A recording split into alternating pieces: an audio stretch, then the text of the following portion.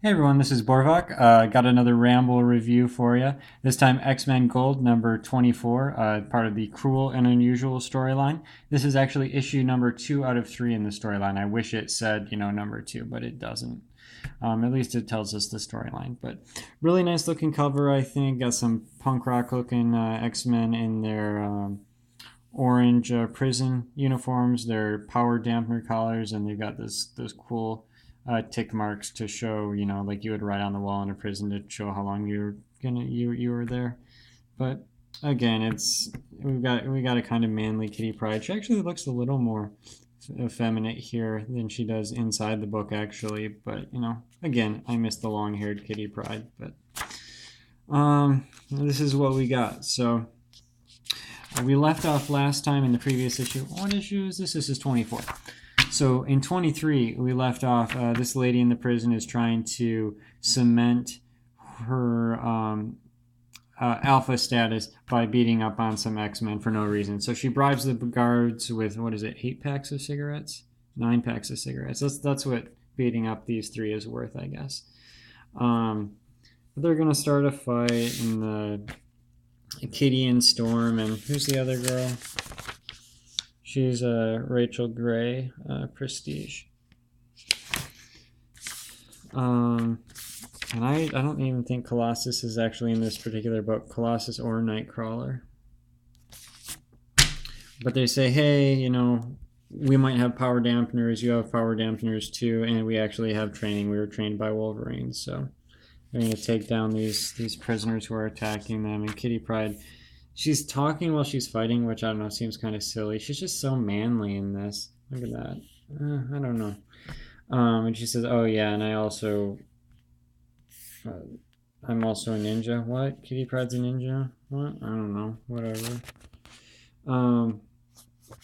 So you 3, the guards get upset and they explain what's going on as far as getting attacked, but the warden says, you guys are still getting solitary, so 3-day solitary.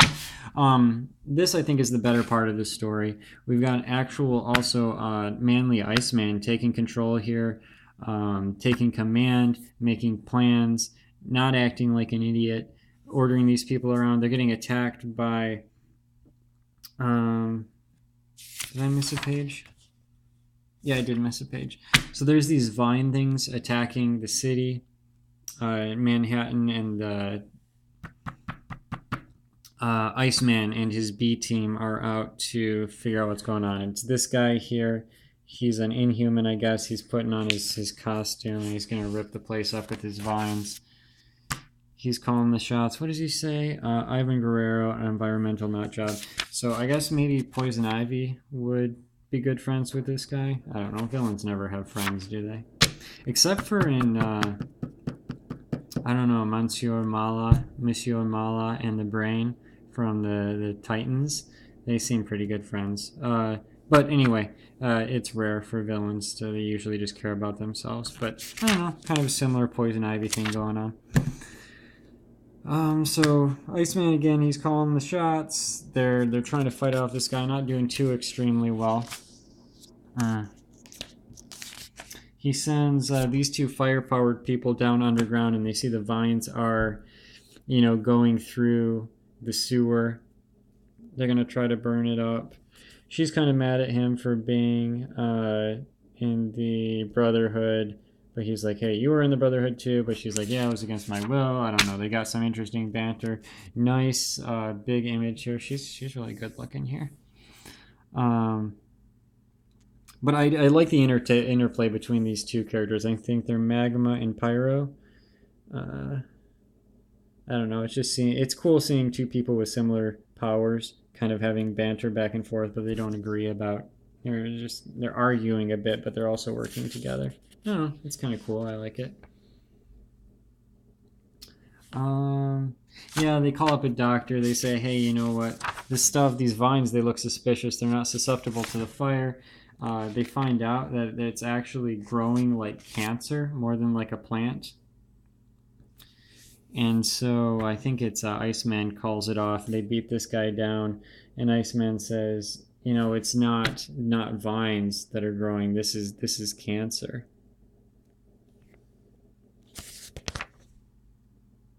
And so, Rogue goes up to him and she says, this is your cancer that you're attacking us with, isn't it? And he said, no, it's not really my cancer, but it is an external reflection of my cancer. And he says, I like the symmetry.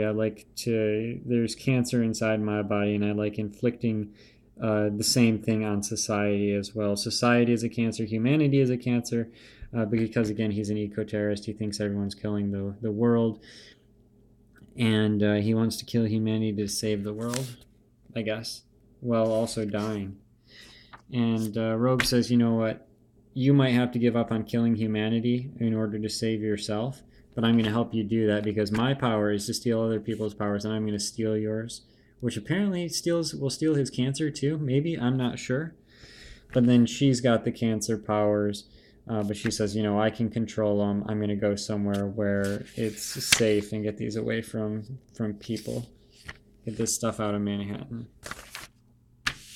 And then we got an epilogue here where Storm is getting thrown into solitary, and apparently she's claustrophobic, and this is a horrible, horrible thing for her.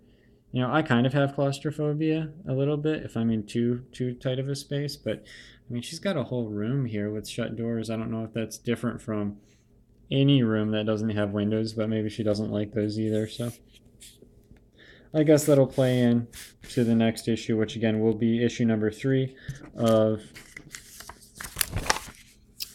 Cruel and Unusual for X-Men Gold, and it will again be the final issue. So I don't know, the whole Kitty Pryde thing, the whole masculinization of her, I'm not a big fan of.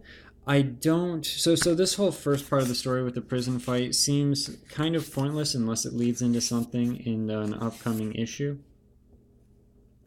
But the second half of the story is a nice kind of teaser for whatever's going to happen next with, Iceman and his B team of heroes fighting back against this guy with the cancer vines. It's a nice little story. We'll see what happens. It's kind of interesting that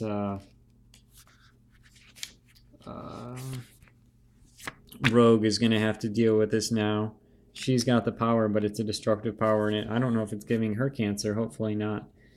But, no, we'll see. So the prison story, I'm not really into. I'm not into the masculinization of Kitty Pryde, or the prison fight is all that happens, and all that accomplishes is it gets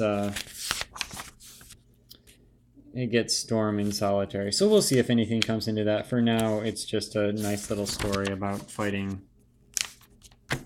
this guy. But yeah, I mean, Kitty Pryde, I did not like. I feel like Marvel hasn't known what to do with her for a while. They had her date Star-Lord for a while, which I thought was silly, and I didn't like it. There's just, I don't know. They're not a couple. They're not supposed to be. But she at least looked like the Kitty Pryde, I think. If I go back to those issues, I think she at least looked like Kitty Pryde, and she acted like Kitty Pryde. She was effeminate. She was vulnerable. She was pretty. None of this manly beating the crap out of people, standing, legs akimbo. So, I don't know. I miss the old Kitty Pryde. But again, we've got a good second half of the story here. Not much happens, but we'll see what that leads into. So, and I really like the cover. Just a lot of orange. Orange is not my favorite color, but the clash of the orange and the blue, the complementary colors, it's really nice. And it's fun to have a prison story every once in a while. Get the aesthetics of the orange garb and the prison atmosphere. And I don't know, there's just something fun about a prison story. So again, this one isn't a hearty recommend. I know my last Marvel review, I think, wasn't a hearty recommend either. But this isn't. I'm not as upset with this one as I was with the Adamantium Agenda one, whatever that one was. Adamantium Agenda Hunt for Wolverine. Yeah.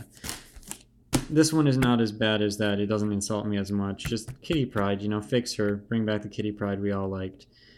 But other than that, let me know what you guys think. Leave a comment. Let me know what you think about the video. Let me know what you think about the issue itself, what you think about Marvel, Kitty Pryde, and yeah, feel free to subscribe and check out my other videos. I have a couple links there. Thanks. Bye.